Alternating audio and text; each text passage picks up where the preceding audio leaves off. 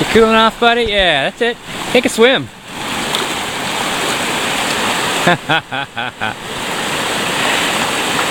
Yeah, that's the secret. Good boy, Keela. Alright, it's like 90 degrees out. It's second day of my vacation. My first day was going out with a friend of mine for his 21st birthday, which was a blast, but it was right after my near drowning incident, and I could only drink 2 beers. That was all my stomach would hold. So do a Mickey's. Let's find a nice place to sit this. Do a malt liquor video. Perhaps rejoice that Falstaff Brewing Company's back. Vilify Filler Snatch. God, Filler Snatch. God, he makes me so angry. I can't even stand it. Malt liquor.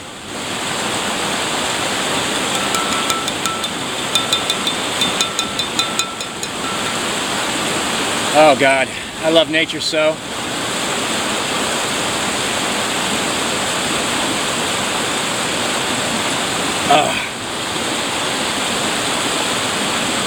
Yeah, that near drowning incident really messed my body up. I woke up in the middle of the night with cramps. I wonder if I got dehydrated too.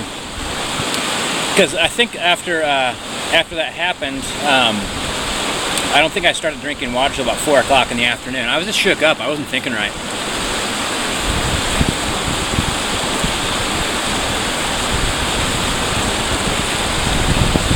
Now it's something else to almost die. Like the idea that I might die flashed through my brain,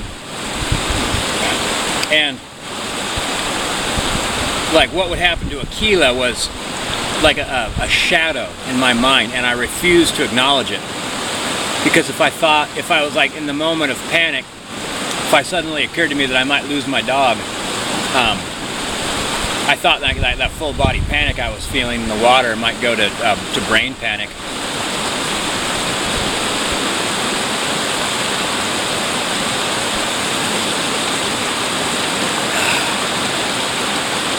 But all I wanted to do was like focus on a very simple act of staying afloat.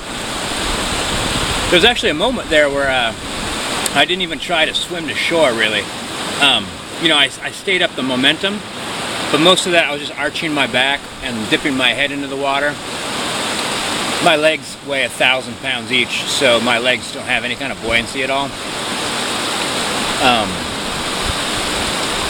I was just trying to keep my head above water. I was like, no intention of reaching shore for a moment. And then, once my heart and lungs started to cooperate a little bit, I started like giving a little bit more effort. Oh, actually, another interesting thing that I forgot about, because I rewatched that video and I thought about what had happened to my body.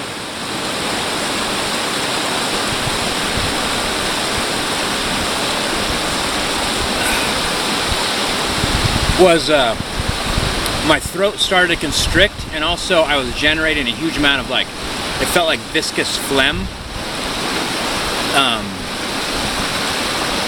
It just felt like my throat became gummy, and it was already hard to breathe, but suddenly it felt like my throat was constricting and filling up with like, not really like mucus, but it felt like there was like something in my throat that was acting like a glue.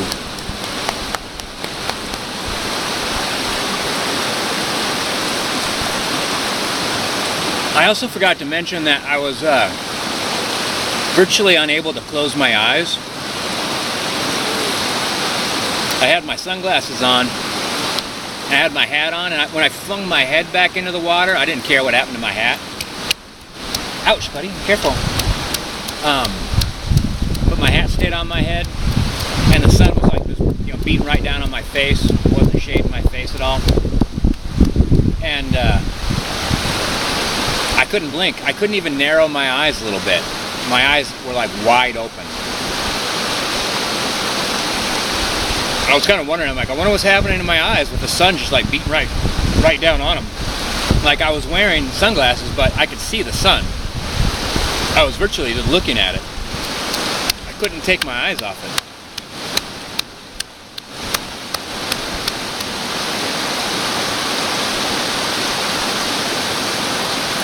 Just go in the water, bud. Come on, just go in the water. I think Aquila picked up on a lot more of my panic than I thought, actually. He's really sticking close to me. And he's double checking me constantly. Let's see if he double checks me. Yeah, he does that. He does that. I mean, normally he looks at me a lot because I give him commands, but he's looking at me way more. And frankly, actually, I still feel a little worried, actually, even the next day. Except now, I guess I'm allowing myself to feel a little bit more of the mental impact.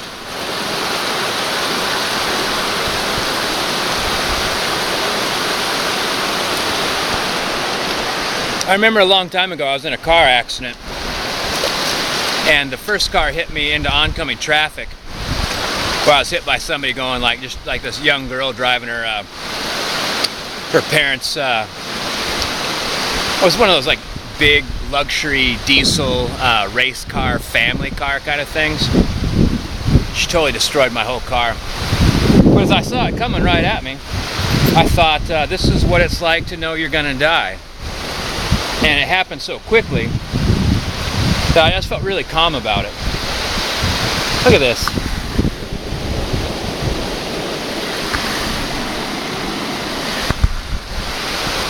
There's like people that come down here and break glass. It's just astounding. I can't even imagine what's going on for them. And they're the same people that come down here and get their feet all cut up too.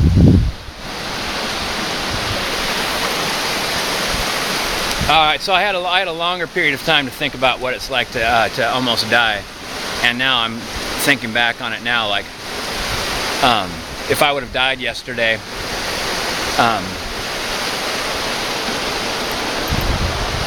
you know, what was I up to? And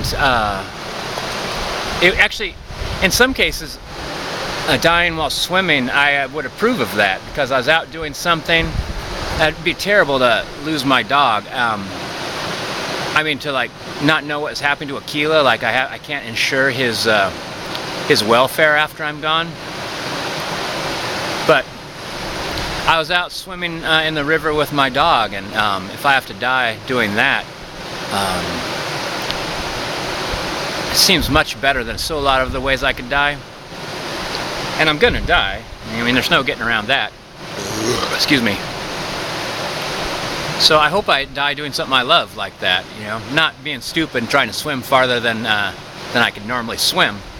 But at least maybe doing something stupid like that, just trying to enjoy myself and think it'd be great to go swimming a long distance with Aquila and how great that would be. Even if it turned out to be a mistake, like I misjudged the distance.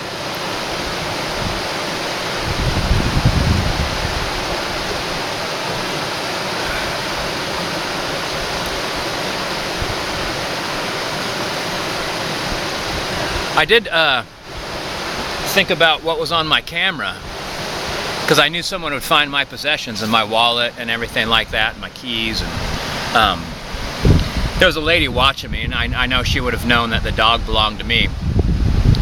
So if something would have happened, she would have known that Aquila needed to be looked after.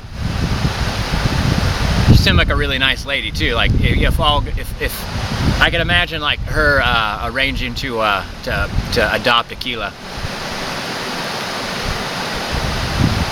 Oh well, I thought what was on my camera, and I'd made 2 videos before I went swimming, and both of them were positive videos.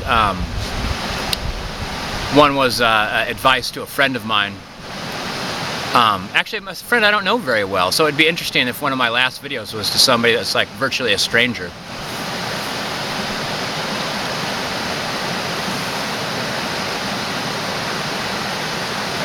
Hey, you know, it almost makes me think, I know sometimes people get in like crazy situations where they decide to record their last moment, or their last thoughts that they want to tell their family and friends and everybody. That's an interesting idea. Part of me, you know, like when someone gets stranded alongside the road, it's snowing, they haven't seen a car in like 3 days because they went off on a forest road that got closed by the storm and stuff like that. Part of me thinks when I hear they make a last video that they're being a little overly dramatic, but now I'm thinking that they're not actually. You know, it's like a preparation thing. It's an interesting thought. Making a last video in case of death. I want this to be my last video. To be like something that would be put on the front page of my YouTube page. And my Facebook. It's silly to think about stuff like that, but I suppose most of what I'm doing, if not instructing myself in myself, is leaving some kind of legacy. Since I'm not going to have children or leave behind a fortune, I can't endow anybody to have a college fund or anything like that.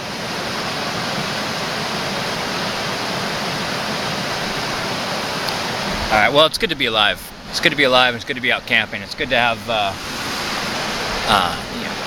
my dog under my own protection, rather than set loose on the vagaries of fate.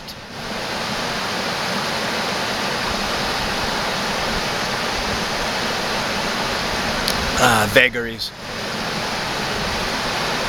I got to use a word that I haven't used very often a few days ago, pedantic.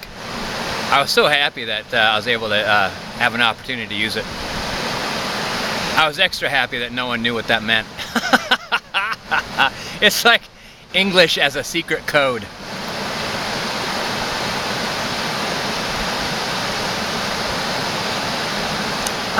Well, we've reached the bottom of the label. I hope this malt liquor and drinking a whole lot of water. I brought juice and things like that. I hope I get my body back online.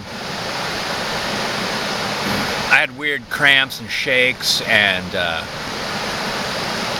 my body was just all messed up. It's weird. I've never experienced anything like it. Well, yeah, glad I'm alive.